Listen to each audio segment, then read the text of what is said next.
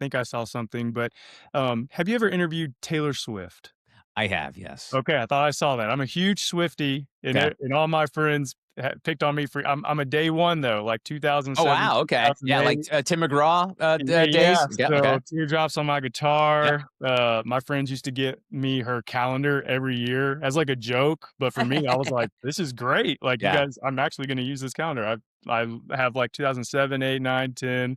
But I think I saw something where you had interviewed her, and I was like, dream Yeah. conversation, you know. I So wish I had a happy story to tell you about that, Chris, but so this one was and I talk about this in the book, and I use this as an example of, when you have a conversation, whether it's a podcast or at work or with your family, is like making sure you're creating an environment that's welcoming and gives people the opportunity to be open and forthcoming. So in this case with Taylor Swift, the day before she was going to come into our radio studio to promote promoting the 1989 album.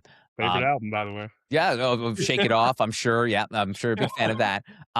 So she comes in and then but the day before, her label tells us, "Hey, by the way, you can only video record the first 5 minutes of the conversation." And this is around the time when radio stations were starting to post, like, their videos on Yeah. YouTube and on their website and stuff like that.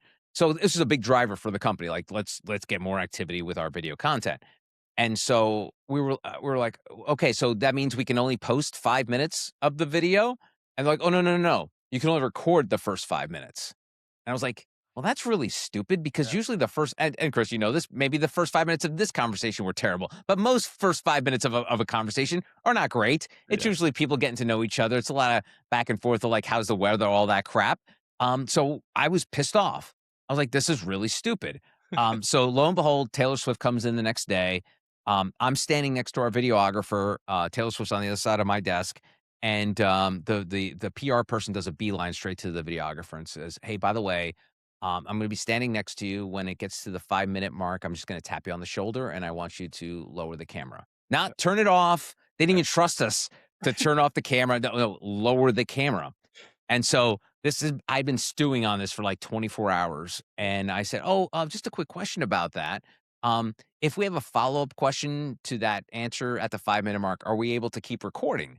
And the person was like, "Yeah, yeah, yeah, we'll see what we can do. It's not, it's not like a strict 5 minutes." I'm like, "Okay, great, great, great."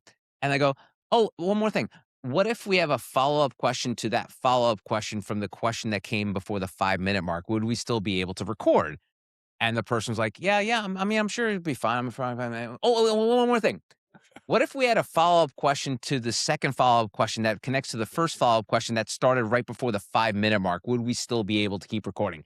At this point, the PR person was like flummoxed. She had no idea what I was even talking about. Just leave it on. And then on the other side of the room, I hear, "Well, someone woke up feeling saucy this morning." And it was Taylor Swift, who had listened to this entire interaction between me and her PR representative.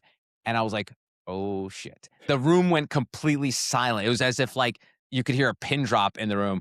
And then I was like, "Ah," I just tried to laugh it off.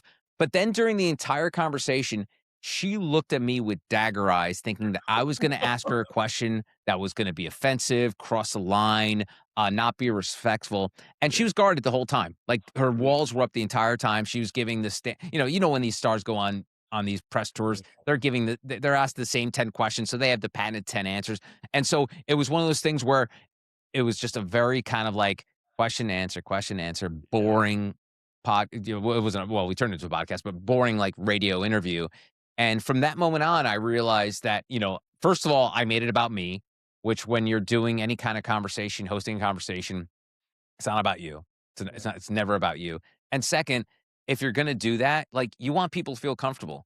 I say you want people to feel comfortable enough where they will walk into your, hey, how you have that friend who's gonna walk into your house and then go grab the last beer in your fridge without even worrying about it, like without even with no regrets. You want guests to be like that. You want guests to be willing to go to your fridge and take that last beer without telling you.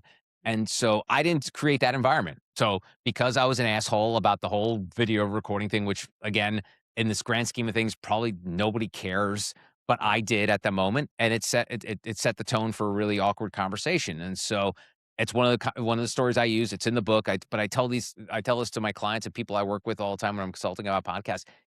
you gotta start by making people feel comfortable. Like, Yeah. starting a podcast with a really, really hard question or something hard hitting or a gotcha question, it only goes downhill from there. Like, Yeah.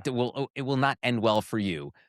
So yeah, so creating that environment is the start to any great conversation, and I did not do that Yeah. with T Swifty there, Yeah. Swifty.